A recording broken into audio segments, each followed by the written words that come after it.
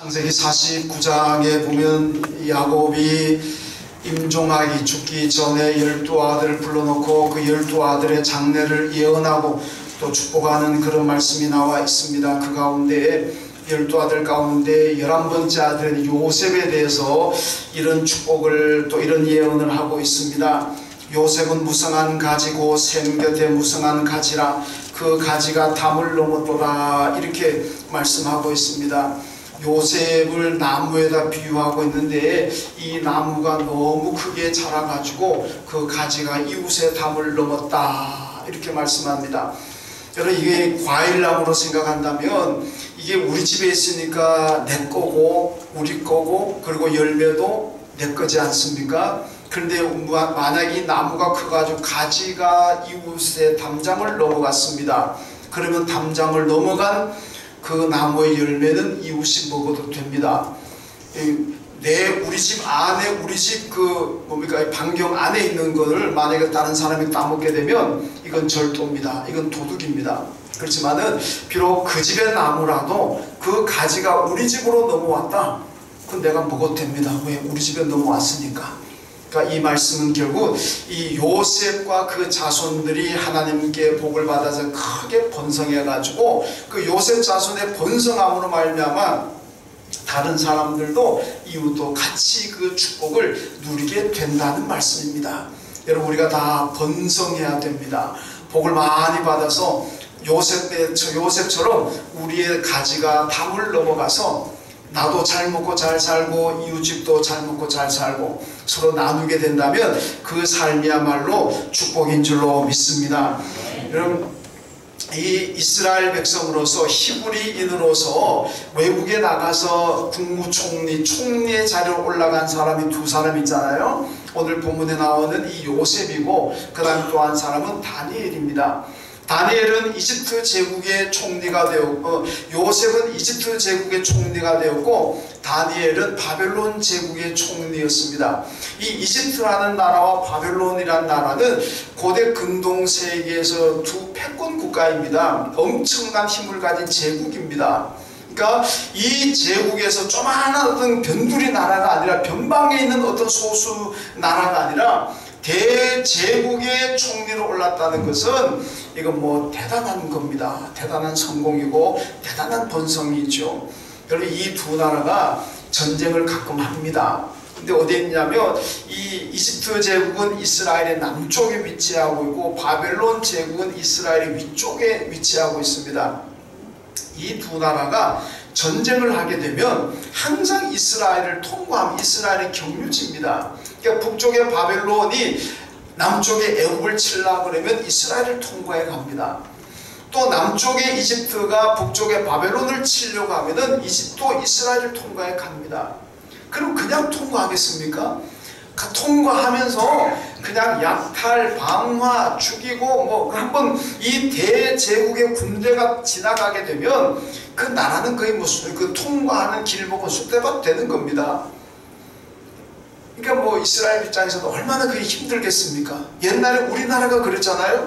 중일 전쟁, 러일 전쟁 하게 되면 우리나라 통과하지 않습니까? 일본이 중국을 치려고 할 때 우리나라를 통과하고, 일본이 러시아를 치려고 할 때 우리나라를 통과하고, 그러면 곱게 지나갑니까?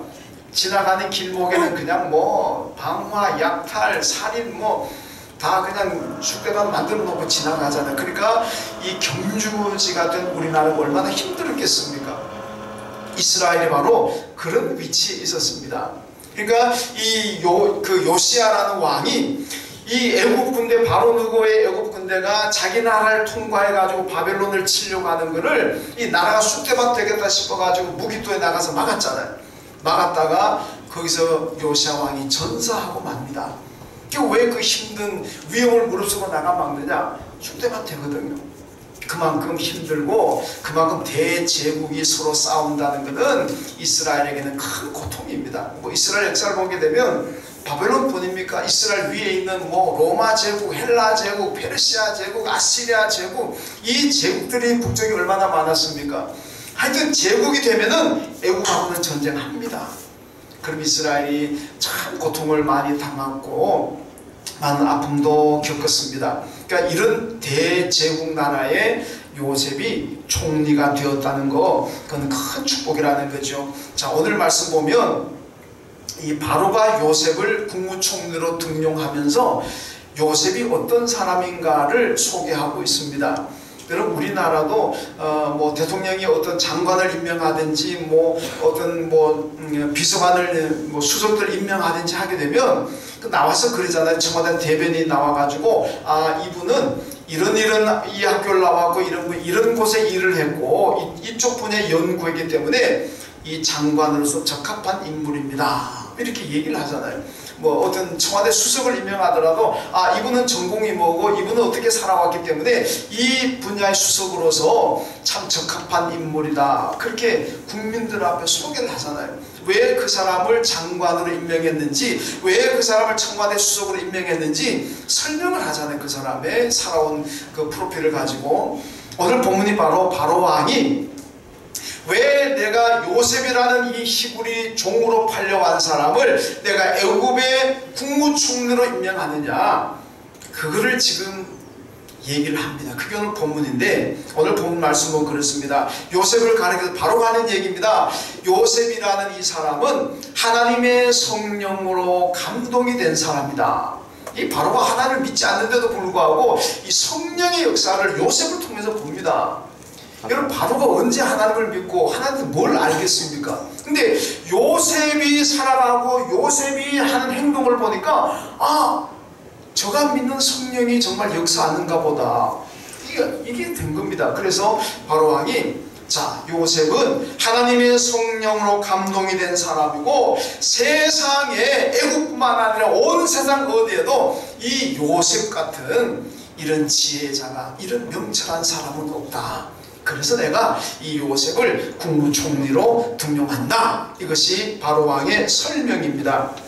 그러면서 오늘 본문을 보면 자기가 끼고 있는 반지를 요셉에게 끼워줍니다. 그리고 자기가 타는 수레를, 금수레를 요셉에게 주면서 네가 타라 그럽니다.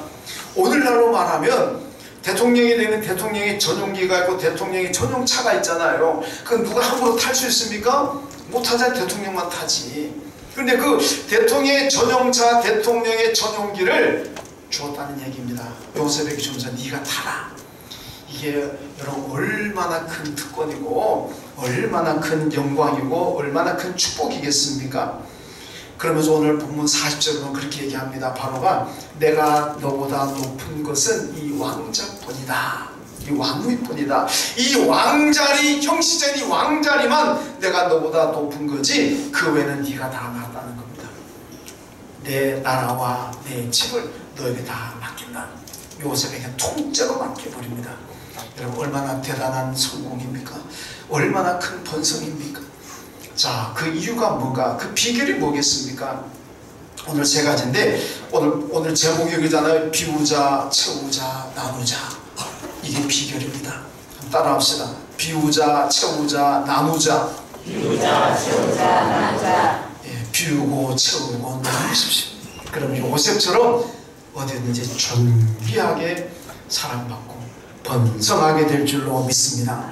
먼저 요셉의 삶은 비움의 삶입니다. 우리도 잘 비워야 됩니다. 여러분, 요셉의 삶을 한번 보세요. 요셉이요, 얼마나 한이 많겠습니까? 얼마나 억울하겠습니까? 얼마나 마음속에 이 분노함이 크겠습니까? 여러분, 요셉은요, 형들에게 버림받아 형들 때문에 팔려갔습니다. 누가 나쁜 도둑들이 요셉을 훔쳐가 판 게 아닙니다. 자기들 형들이 자기를 애굽의 종으로 팔았습니다. 여러분, 그리고 종으로 팔려가가지고 보디발 집에서 그 보디발의 아내가 억울한 누명을 뒤집어 씌워가지고 감옥에 가둬버렸습니다.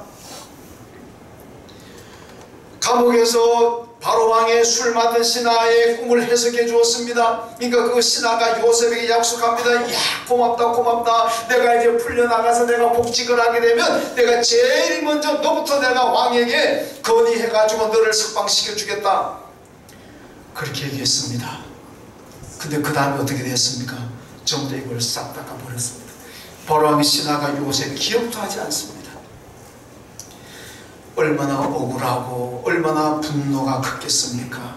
아마 보복심에 불탔을 수도 있습니다. 이 인간들 한번 두고 보자. 내가 만약에 나중에 권력을 잡는다든지 내가 만약에 성공한다면 너희들부터 내가 손을 봐주겠다. 아마 이를 갈면서 훗날에 보복할 것을 생각할 수도 있습니다. 그런데 요셉은 그러지 않았다는 거예요. 다 잊어버립니다. 이걸 비웠다는 겁니다.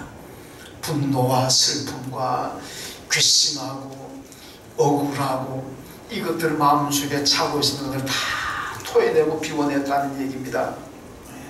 여러분, 형들을 만났을 때 요셉이 뭐라 그럽니까? 형들이 자기들이 미워하고 자기들이 팔았던 요셉이 애굽의 국무총리가 되어 있습니다. 이제는 요셉의 명령 한마디면 자기들 다 죽습니다. 얼마나 벌벌 떨겠습니까? 그때 요셉이 뭐라 그럽니까? 형님들, 나를 판 것 때문에 걱정하지 마세요. 나를 판 것은 형님들이 아닙니다. 하나님께서 이 흉년을 당했을 때에 우리 가족을 구원하기 위해서 하나님이 먼저 나를 애굽에 보내신 겁니다. 형님들이 나를 애굽에 보내는 것이 아니고 하나님께서 나를 애굽에 보내셨습니다. 그렇게 얘기합니다. 여러분, 이 보디발 아내에 대해서 얼마나 분노와 억울하겠습니까? 얼마나 억울하겠습니까? 그런데 요셉은요, 총리가 되고 난 다음에 보디발 아내에 어떤 불이익도 주지 않았습니다. 성경 어딜 보세요. 지금은 요셉이 총리이기 때문에 보디발 그 집안 요셉이 얼마든지 여러분 망하게 할 수도 있습니다. 그래도 아무것도 하지 않았습니다. 자기를 제일 먼저 석방시키겠다고 철저까지 약속했던 술 마드시나도 이제는 요셉이 명령 한마디면 그 자리에서 그냥 잘라버릴 수도 있을 겁니다. 그래도 요셉은 어떤 불이익도 주지 않았습니다. 지나간 광은 다 원한과 분노와 억울함들 다 피우더란 얘기입니다. 그러니까 다 잊어버렸습니다. 그러니까 요셉이 하루하루가 평안한 거예요. 만약에 이런 억울함들, 분노하고 억울하고 이 괘씸한 것들, 이걸 마음속에 늘 담아두고 있다면 여러분, 요셉이 어떻게 행복할 수가 있고 어떻게 평안할 수가 있겠습니까? 그것 때문에 미래도 없고 그것 때문에 내 몸도 망가지고 정신적으로 황폐해지고 얼마나 불행하겠습니까? 다 비워버리니까 다 잊어버리고 다 용서해버리고, 그러니까 요셉이 하루하루가 평안하고 그게 육신도 건강하고 내 삶도 건강하고 행복한 길입니다. 여러분, 잠언 14장 30절에 보면요, 평안한 마음은 육신의 생명이나 시기는 뼈를 썩게 하느니라 하고 말씀합니다. 잠언 17장 22절에는 마음의 즐거움은 양약이라도 심령의 근심은 뼈를 마르게 하느니라 하고 합니다. 잠언 18장 14절에도 사람의 심령은 그의 병을 능히 이기려니와 심령이 상하면 그것을 누가 일으키겠느냐. 여러분, 우리 마음이 굉장히 중요합니다. 우리가 건강을 얼마나 신경 씁니까? 어떻게 하지? 건강, 여러분 오래 살아도 건강하게 살아야 축복이지. 너 몸이 아프게 오래 살면은 나도 힘들고 가족 같은 거 다 힘들고 아닙니까? 여러분 오래 사시길 바랍니다. 근데 건강하게 오래 사시길 주님의 이름으로 축복합니다. 별로 안 원하시다. 건강하게 오래오래 사시길 주님의 이름으로 축원합니다. 건강히 오래오래 살아야 돼요. 아프게 오래 살면은요 모두가 힘드는 거 아니겠습니까? 그래서 저도 열심히 운동합니다. 그런데요, 마음이 상하면은 건강하지 못해요. 아무리 내가 운동을 열심히 하더라도 마음에 늘 분노가 있고 마음에 늘 슬픔이 있고 걱정 근심이 있으면요, 뭐라고 합니까? 뼈가 상한다 그랬어요. 뼈를 마르게 한다 그랬습니다. 마음의 근심과 불안과 염려, 걱정, 억울함, 분노가 있는데 어떻게 건강해지겠느냐? 마음의 기쁨이 있어 마음이 평안이 있어야 건강하게 된다는 말씀입니다. 여러분, 잠언 18장 14절에 그러잖아요. 사람의 심령은, 마음의 기쁨은 병을 능히 이기지만은 심령이 상하면, 마음의 근심과 걱정과 불안과 분노가 있으면 어떻게 그 병을 이기겠느냐? 못 이깁니다. 여러분, 제일 세계에서 1등 가는 의사 만나고 세계에서 제일 좋은 보약을 먹더라도 마음이 상하면은 어쩔 수 없는 거예요. 건강 못 이깁니다. 그러나 치료 안 받아도 보약 안 먹어도 내 마음이 늘 기쁘고 즐겁고 평안하면 건강은 따라오게 될 줄로 믿습니다. 평안한 마음 가져야 돼요. 평안함을 가지려면 비워야 됩니다. 옛날 지나갔던 그 한을 품고 분노를 품고 일어나자마자 인간 이를 벅벅 깔고 그럼 이빨만 상하는 거지. 내 마음도 상하고 아무것도 유익 안 됩니다. 이런 남자와 여자가 화를 나면 화날 때 하는 행동이 있다고 합니다. 남자가 화나면 첫째 큰 소리 지른다, 둘째 입 다문다, 셋째 술을 많이 마신다, 자학을 한다, 운동을 한다, 담배를 피운다, 화풀이 대상을 찾는다. 이때 화풀이 대상에 걸리지 마세요. 큰일 날 수 있습니다. 여자가 화가 나면 첫째 집안 청소를 한다, 둘째 술을 마신다, 셋째 쇼핑을 한다, 넷째 이불 뒤집어 쓰고 잔다, 다섯째 수다 떤다, 여섯째 음식을 많이 먹는다, 일곱째 잔소리 늘어난다, 눈물 흘린다, 미장원에서 헤어스타일 바꾼다, 폭력 휘두른다, 점치러 간다. 오늘 혹시 헤어스타일 바꾸고 싶은 분 계십니까? 근데 보니까 화나면 남자나 여자나 공통점은 있네요. 뭡니까? 술 마시는 공통점이 있습니다. 그런데요, 남자가 화나면 나타난 행동은 7가지인데 여자가 화나면 나온 행동 11가지입니다. 그 여자분이 화나는 게 더 무서운 것 같아요. 그러니까 우리 남편 되시는 분들, 아내가 화나도록 하지 마십시오. 11가지가 쏟아지게 되면 그 가정이 어떻겠습니까? 예수 믿는 사람 정치로 가버리면 어떻게 하겠습니까? 여러분, 이렇게 화를 내가지고 이런 행동을 한들 그게 여러분한테 무슨 유익이 있고 우리 가정에 그게 무슨 유익이 있습니까? 더 힘들고 더 어렵지 않겠습니까? 여러분, 왜 이렇게 사람들이 분노하고 왜 이렇게 불평하고 왜 이렇게 화를 내겠습니까? 여러분, 성경대로 말하면 은혜를 모릅니다. 은혜를 모르는 사람들에게서 스트레스가 나타나고 분노가 나타나고 원망이 나타나는 거예요. 은혜를 알게 되면, 여러분, 부모님의 은혜를 알게 되면 가정이 얼마나 평안하겠습니까? 하나님의 은혜를 알면 얼마나 믿음 생활이 즐겁고 행복하겠습니까? 은혜를 모르니까 부모를 기립받으려고 그러고 부모를 괄시하려고 그러고 나한테 해준 게 뭐 있다고 그러고 부모님한테 사태질하고 달라고 그러고. 왜 그렇습니까? 부모님의 은혜를 모르니까. 왜 신앙생활 하는 사람이 하나님 앞에서 감사할 줄 모르고 이것도 안 주고 저것도 안 줘도 불평하고 원망하고 왜 하나님께 자꾸 달려들려고 합니까? 하나님의 은혜를 모르니까 그래요. 국가의 은혜를 알아야 됩니다. 국가가 뭐 비난받을 때도 있고 잘할 때도 있으면 그래도 우리나라는 국가라는 나라가 있으니까 우리가 이렇게 사는 거 아닙니까? 나라가 없어지면은 우리가 어디 가서 그나마 국가가 있으니까 그래도 어디 나가면은 코리아 그럼 좀 알아주지. 그럼 나라가 망해보세요. 어디 가서 멸시천대 받습니다. 국가의 은혜를 알아야 되고 부모의 은혜를 알아야 되고 하나님의 은혜를 알아야 됩니다. 그래야 우리가 감사할 줄 알게 되고 감사하면 불평이 안 나옵니다. 원망이 안 나오는 거예요. 요셉이 감사하니까 다 잊어버리고 피워버리잖아요. 여러분, 바울이 뭐라 그러니까 나 된 것은 다 하나님의 은혜라 이렇게 고백했습니다. 우리 모두가 나 된 것 하나님의 은혜입니다. 하나님의 은혜인 줄 알 때 우리의 삶이 여러분 평안하고 번성할 수가 있습니다. 여러분, 은혜를 아시죠? 과거에 붙잡히지 마세요. 우리 과거를 무시할 수는 없지만은 여러분, 과거에 붙잡히고 과거에 얽매게 되면 우리 미래를 볼 수가 없습니다. 앞으로 나갈 수가 없으니까 앞으로 나갈 수가 없어요. 여러분, 국가도 마찬가지, 개인도 마찬가지입니다. 여러분, 과거를 돌아온 우리가 거울을 삼아야 되지만은 과거에 얽매고 과거에 집착하고 과거에 그냥 온통 매몰되어 있다면 그게 무슨 미래 희망이 있겠습니까? 아무것도 희망이 없습니다. 여러분, 과거의 어려운 일들, 분노한 일들, 억울한 일들, 그런 것들은요 다 잊어버리시고 용서하시고 그리고 비우십시오. 그리고 앞을 보시고 미래를 바라보십시오. 이것이 바로 요셉의 영성입니다. 요셉의 영성이라는 것은 미래를, 과거를 보는 것이 아니라 과거는 용서하고 덮어버리고 잊어버리고 미래를 봅니다.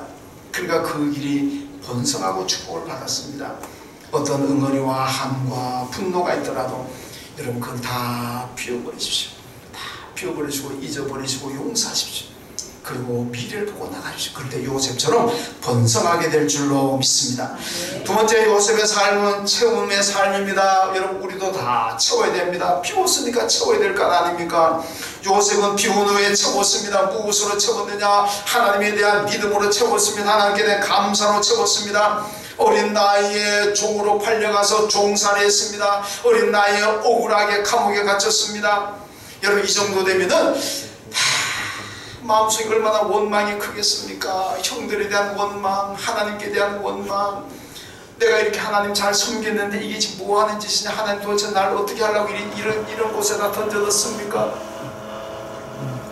그리고 믿음을 버릴 수도 있습니다. 여러분, 에스겔 20장에 보면요, 이스라엘 백성들 바벨론에 망해가지고 바벨론 포로로 잡혀가 있잖아요. 그때요, 백성의 대표자 장로들이 에스겔을 찾아왔습니다. 에스겔 선지자님, 우리 하나님 버립시다. 더 이상 하나님 믿지 맙시다. 우리는 하나님을 섬긴다고 섬겼는데 하나님은 우리 나라를 버렸습니다. 그래서 우리 나라가 바벨론에게 망했고 하나님은 우리 백성을 버렸습니다. 그래서 우리가 지금 바벨론에 포로로 잡혀와 있습니다. 이런 하나님을 우리가 왜 섬깁니까? 하나님 버리고 이제는 바벨론이 섬기는 마르북신을 섬깁시다. 그게 이스라엘 백성들이 찾아와서 한 얘기가 그겁니다. 이건 보통 신앙인들의 모습입니다. 보통 신앙을 가진 분들은 내가 잘 되고 번성하게 되면 하나님 감사합니다, 할렐루야 할렐루야, 그러다가 내게 무슨 조금 어려움이 생기고 시련이 찾아오고 좀 뭔가 안 좋게 되면 아이고 하나님 난 믿을 필요 없다, 예수 안 믿겠다고, 내가 예수 믿는데도 이렇게 어려운데 뭐하는데 예수 믿는데 나 안 믿는다고, 그리고 예수 떠나고 교회 떠납니다. 이게 보통 사람들입니다. 그런데 요셉은 보통 신앙이 아니라 정말 너무나 귀한 신앙을 가지고 있습니다. 그러니까 그런 억울한 일 당하고 그런 시험을 당해도 그는 하나님을 버리지 않은 끝까지 믿음 가지고 나갑니다. 여러분, 보통 신앙인 되지 마시고 최고의 신앙인 되시길 주님의 이름으로 축원합니다. 보통 신앙인은 잘 되면 예수 잘 믿다가도 뭔가 어려움이 있고 뭔가 좀 안 좋으면 예수 떠나는 사람이 보통 신앙인입니다. 최고의 신앙인들은 어떤 환경에서도 잘 되나 못 되나, 아프나 건강하나, 부자 되나 가난하나, 배우나 못 배우나, 기분이 좋으나 기분이 안 좋으나 언제나 하나님을 잘 초질만 잘 섬기는 분, 예수 잘 믿는 분, 이런 분들이 최고의 신앙인입니다. 이런 신앙인들을 하나님께서 축복하셔서 번성하게 할 줄로 믿습니다. 여러분, 우리가 이 천국과 지옥이라는 게 성경 말씀하잖아요. 천국과 지옥이라는 건 근본적으로 우리가 죽고 난 다음에 가는 곳입니다. 여러분, 죽고 난 다음에 천국 가고 죽고 난 다음에 지옥 가는 겁니다. 그러나 살아있을 때에도 천국이 있고 지옥이 있습니다. 예수님 말씀하셨잖아요. 하나님의 나라는 이미 내 마음속에 임했다 그랬습니다. 여러분, 천당과 지옥은 죽고 난 다음에 가는 곳이지만 지금 현세에서도 천국과 지옥은 있습니다. 그게 뭡니까? 우리 마음이 무엇으로 채워졌느냐에 따라서 이 세상의 삶이 천국일 수도 있고 이 세상의 삶이 지옥이 될 수도 있는 거예요. 여러분, 내 안에 감사와 기쁨과 즐거움으로 가득하다면 우리는 이 땅에서 천국인 겁니다. 내 집이 초가 삼간일지라도 거기가 천국인 거예요. 그러나 내 마음 안에 온갖 불평, 불만, 원망, 증오, 저주심으로 가득하다면 내가 몇백억짜리, 몇천억짜리, 몇 조가 되는 집에 살더라도 그건 지옥입니다. 지옥이. 그러므로 천국과 지옥은 무슨 집값이 얼마냐 이게 결정되는 게 아니라 내 마음에 무엇으로 채워져 있느냐, 이게 천국 지옥을 결정하는 겁니다. 내 안에 기쁨과 감사로 채워진다, 믿음으로 채워진다면 그게 바로 천국 같은 생활인 줄로 믿습니다. 요셉은 하나님으로 채워졌습니다. 그러니까 보디발의 아내가 유혹을 합니다. 야, 이 집에 너하고 나하고 둘밖에 없어, 아무도 몰라. 요셉 뭐랍니까? 아닙니다. 하나님이 보고 계십니다. 하나님이 보고 계십니다. 여러분, 형들이 동생을 팔고 미안해하고 지금 두려워 벌벌 떨 때도 뭐랄까? 아닙니다. 형님들이 나를 판 것이 아닙니다. 하나님이 나를 보냈습니다. 요셉이 그 왕의 꿈도 해석하고 신하들의 꿈도 해석해냅니다. 그러니까 사람들이 와, 신기하다, 어떻게 저렇게 꿈을 잘 해석하느냐, 대단하다. 요셉 뭐라 그럽니까? 아닙니다. 내가 한 것이 아닙니다. 하나님께서 내게 지혜를 주셔가지고 내가 해석한 겁니다. 다 하나님이 하신 겁니다. 요셉은요, 입만 띄면 하나님, 하나님, 하나님. 이게 요셉의 신앙, 요셉의 마인드입니다. 여러분, 그러니까 요셉은 그 안에, 인생 삶 안에, 마음 안에 하나님을 꽉 채워졌습니다. 그러니까 입만 띄면 하나님, 하나님 나오잖아요.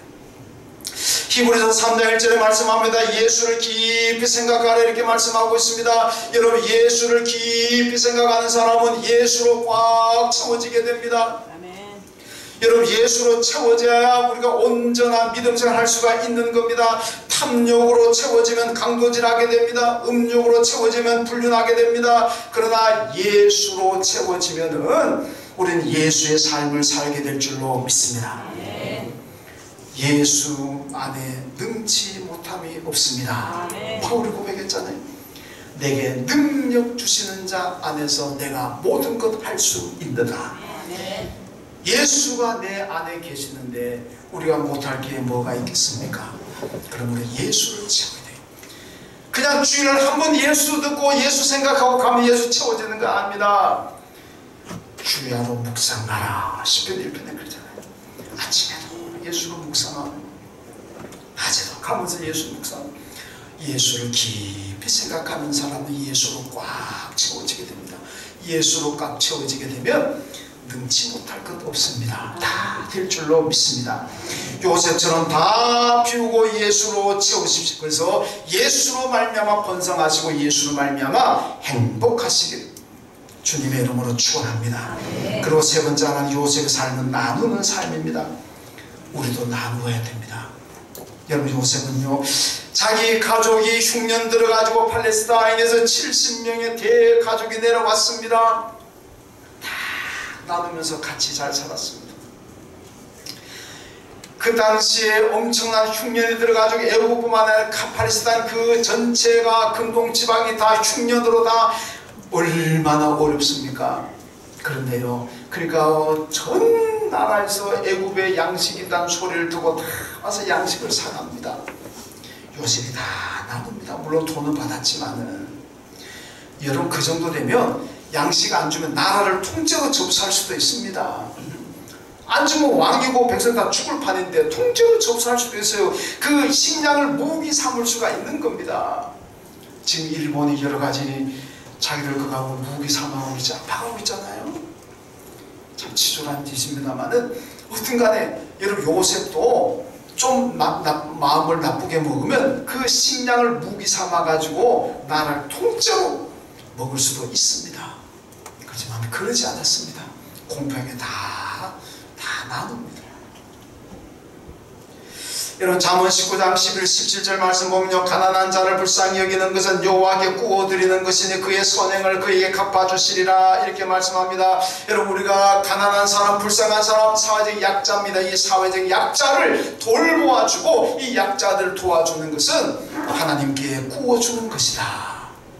우리가 살아가면서 뭐 쌀도 구워주고 구워받기도 하고 돈도 구워주고 구워받기도 하고 그러잖아요. 근데 구워줄 때는 뭐랄까, 내가 확실하게 갚습니다. 절대로 반드시 갚습니다. 그런데 내가 갚는다고 생각했는데 받아보니까 내 생활이 내가 마음먹은 대로 안 되잖아요. 요거 한 달 지나면 다 될 줄 알았는데 한 달 지나고 나니까 웬걸 잘 안 됩니다. 그러면 그 약속 시간에 못 갚아요. 구워주고 구워받을 때는 형님, 아버님, 사랑하니었더니 막 그러다가 이게 돈을 못 갚게 되면 그 다음에는 이제는 막 삿대질 나고 멱살 잡고 이제 원수가 되는 거죠. 뭐 그런 거 우리가 얼마든지 볼 수 있잖아요. 사람에게 구워주는 거는요, 받을 수도 있지만 못 받을 수도 있습니다. 그런데 하나님께 구워준다는 것은 100%, 200% 받습니다. 이자, 이자 요즘 구워주 얼마 됩니까? 잘은 모르지만 은행 이자 별로 높지도 않아잖아요. 사채 이자는 얼마인지 모르겠습니다만은 하나님께 구워주면은요, 이자 몇백 프로 이자를 받게 될 줄로 믿습니다. 하나님이 원금만 우리에게 갚아주시겠습니까? 하나님 이자를 몇백 프로 이자 받아 내가 100% 100배 이자도 주실 수가 있는 분이 하나님 아닙니까? 하나님께 많이 구워드리십시오. 하나님께 구워드리면 원금은 당연히 받는 거고 이자까지 엄청나게 받게 됩니다. 그러니까 하나님께 많이 구워주십시오. 하나님께 구워주는 게 뭡니까? 가난한 자를 불쌍히 여기고 나눠주는 것, 이게 하나님께 구워주는 것이라 그랬습니다. 여러분, 가난하다는 것은 그 경제적인 것만 가난한 게 아닙니다. 복음을 믿지 않고 예수를 믿지 않는 사람들이 다 가난한 자입니다. 불신자들이 가난하고 불쌍한 사람들인 거예요. 여러분, 예수 믿는 사람은 불쌍한 사람이 없습니다. 예수 믿고 내가 구원받고 영생 가지고 천국 가는데 왜 불쌍합니까? 여러분, 사람들, 세상 사람들은 예수 믿는 사람 보고 뭐 가난하니까 뭐 어떡하니까 불쌍하다 그러니까 모르는 소리입니다. 예수 믿는데 왜 불쌍합니까? 여러분, 교회 안에는 불쌍한 사람이 없다고 봐야 되는 거예요. 왜? 예수 믿고 구원받았는데 뭐가 불쌍합니까? 이 세상에서 가장 큰 축복을 받았는데 구원과 영생보다 더 큰 축복이 어디 있습니까? 이 축복 받았는데 왜 불쌍합니까? 불쌍한 사람은요, 예수 안 믿는 사람이에요. 그 사람이 아무리 재벌이더라도, 그 사람이 대통령이라도, 그 사람이 장관이라도, 그 사람이 무슨 공부를 많이 했더라도 예수 안 믿는 사람이 불쌍하고 가난한 사람들이지 예수 믿는 사람 불쌍하지 않습니다. 왜? 천국 가졌는데 예수가 내 안에 있는데 뭐가 불쌍합니까? 그렇지 않습니까? 여러분, 그러니까 우리가 나누어야 줘야 될, 복음을 나누어줘야 될 분들은 바로 불쌍한 자들, 이 사람들을 불쌍히 여기고 이 복음을 나누어 줘야 됩니다. 여러분, 복음의 핵심이 뭡니까? 복음을 나누어야 되는데 복음의 핵심은 예수 그리스도입니다. 예수의 십자가와 부활, 이것이 복음의 핵심입니다. 예수 믿으면 천당 가고 예수 안 믿으면 지옥 간다, 이게 복음의 핵심입니다. 이것을 우리가 나누어야 된다는 말씀입니다. 여러분, 해방신학이라는 게 오래전에 남미에서 나왔습니다. 해방신학이 뭡니까? 빵부터 주자. 빵부터. 지금 천국이 중요한 게 아니고 영생이 중요한 게 아니고 빵을 주자. 빵을 나누자. 그래서 막 데모하고 항의해서라도 빵을 달라고 하는 게 이게 해방신학입니다. 천국은 그 다음이고 먼저 먹어야 된다. 빵 달라. 빵을 나누자. 독일의 뮤리겐 몰트만이라는 신학자가 희망의 신학을 들고 나왔습니다. 희망의 신학은 뭐냐? 빵도 중요하지만 천국이 먼저 중요하다.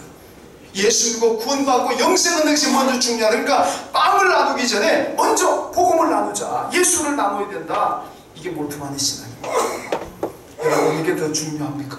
빵을 나누는 게 더 중요합니까? 천국 복음을 나누는 게 더 중요합니까? 여러분, 세상 사람들은 당연히 빵을 먼저 나눠야 된다 그러겠죠. 믿음이 이 교회 안에서도 빵을 먼저 나눠야 된다 생각하는 분들 계실 겁니다. 그런데요, 정답은 뭐냐? 예수입니다. 복음을 나눠야 돼요. 왜냐? 빵을 나누게 되면은 빵으로 그칠 수 있습니다. 그렇지만 예수를 나누고 복음을 나누게 되면 빵은 따라오게 될 줄로 믿습니다. 빵은 따라와요. 빵을 나누려고 그러면 구원이 안 따라옵니다. 그렇지만 예수를 나누게 되면 빵은 자연히 따라오게 되고 인생의 문제는 자연히 해결될 줄로 믿습니다. 여러분, 예수로 천국의 희망을 가질 때 빵도 해결하고 번성할 수가 있는 겁니다. 예수가 중요한데, 중세 철학자하고 신학자였던 토마스 아퀴나스라는 사람이 있는데 참 경건한 사람입니다. 이분이 늘 기도 생활하는데 기도 제목이 참 많아요. 하나님 건강도 주시고 물질도 주시고 자녀 축복도 주시고 뭐 교회를 건강하게 해주시고 뭐 이 사회가 정의롭게 하시고, 기도 제목이 얼마나 많겠습니까? 늘 그렇게 많은 기도 제목 기도하는데 어느 날 자기가 기도하는데 하나님이 떡 나타나신 거예요. 그러면서 하나님께서 토마스 아퀴나스에게, 야 아퀴나스, 내가 너의 기도를 들어주고 싶다. 뭘 들어줄까? 뭘 바라냐? 하나님을 딱 만나고 그 음성을 딱 듣는 순간에 토마스 아퀴나스 머릿속에 정말 우리가 뭐 백지사 하얗다 그랬죠. 아무것도 생각이 안 납니다. 생각나는 건 하나, 예수만 생각나는 거예요. 그래서 하나님 예수로 만족합니다. 다른 거 다 필요 없습니다. 예수만 있으면 됩니다. 나는 예수로 만족합니다. 이게 자기가 고백했다는 거 아닙니까? 그렇게 기도 제목을 많았는데 막상 하나님 만나고 나니까 자기의 생각난 똑 하나 예수밖에 없더라는 거예요. 예수만 있으면 됩니다. 그렇게 기도했다는 겁니다. 여러분, 우리가 많이 기도하잖아요. 여러분들도 건강, 뭐 물질, 자녀, 뭐 행복, 얼마나 많은 기도 제목을 기도하겠습니까? 그런데요, 중요한 정답은 하나, 예수가 있으면 다 되는 겁니다. 예수만 있으면은 이 현세 문제도 내세 문제도 다 해결됩니다. 그러니까 먼저 우리가 나눠야 될 것은 물질도 아니고 뭐도 쌀도 아니고 빵도 아니고 우리가 가장 먼저 나눠야 되는 것은 예수의 복음인 줄로 믿습니다. 복음이에요. 이거 나누면 다른 거 따라오게 되어 있습니다. 여러분 먼저 예수를 따라가면 다른 것들 다 따라붙지만은 예수 버리고 다른 것 따라가게 되면요 다 날아갑니다. 우리 교회가 송구영신 예배를 기점으로 해서 그 전에 열흘 그 후에 열흘 므낫세 에브라임 기도하잖아요. 므낫세 에브라임 기도라 그러는데 이게 뭡니까? 므낫세 아시죠? 이제 므낫세 무슨 뜻입니까? 무슨 뜻입니까? 알긴 아는데 좀 자신있게 대답을 안 하시죠. 므낫세는 버리다는 뜻입니다. 므낫세는 버리다. 따라합시다. 므낫세는 버리다. 므낫세는 버리다. 그러면 에브라임은 무슨 뜻이에요? 번성한다. 므낫세는 버리다는 뜻이고 에브라임은 번성한. 이 요셉의 두 아들의 이름이잖아요. 그러니까 뭡니까? 버리면은 번성한다는 거예요. 므낫세 하면 에브라임 합니다. 여러분 버리면 번성하는 거예요. 안 버리면 번성할 수가 없다는 말씀입니다. 여러분 사람들은요 돈 안 된다 싶으면 다 버립니다. 돈 안 된다 싶으면 친구도 버리고 돈 안 된다 싶으면 배우자도 버립니다. 배우자 버리고 봤잖아요. 배우자 일부러 교통사고 내가지고 보험금 타라고 그런 사람들도 있잖아요. 가끔씩 나오잖아요. 이 돈 안 된다 싶으면 자원적 부모도 버리는 사람이 있습니다. 얼마나 사회가 타락했습니까? 근데 어떤 사람은요 돈 안 된다 싶으면 예수도 버립니다. 예수도 버려요. 여러분 다 버리더라도 예수는 버리면 안 됩니다. 예수는 버리면은 그 버린 순간에 여러분 인생은 망합니다. 큰 비참한 거예요. 예수 없으면 다 없는 겁니다. 그러나 예수 있으면 다 있는 겁니다. 믿습니까? 따라합시다. 예수 없으면 다 없습니다. 예수 없으면 다 없습니다. 예수 있으면 다 있습니다. 예수 있으면 다 있습니다. 할렐루야. 여러분 예수 있습니까? 여러분 다 있습니다. 예수 없으면 다 없는 거고 예수 있으면 다 있는 거예요. 그러므로 우리가 기억해야 될 것은 예수 믿는 데 방해되는 거 있으면요 그거 다 버리십시오. 그거 다 비우십시오. 거기다가 예수로 꽉 채우십시오. 채우십시오. 그리고 그 예수를 나누십시오. 열심히 나누세요. 그러면 요셉처럼 번성하게 되고 어디서든지 충주하게 쓰임받는 복된 사람들 될 줄로 믿습니다. 하나님 감사합니다. 요셉이 번성했습니다. 그는 버리고 채우고 나누었습니다. 우리 모두가 요셉의 삶을 본받게 하시고 우리도 다 비우게 하시고 또 예수로 채우게 하시고 예수를 나눌 수 있는 저희들 되어서 요셉처럼 하나님과 사람들에게 존중받고 또 번성하게 된 복을 누리게 하여 주옵소서. 예수님의 이름으로 기도하옵나이다. 아멘.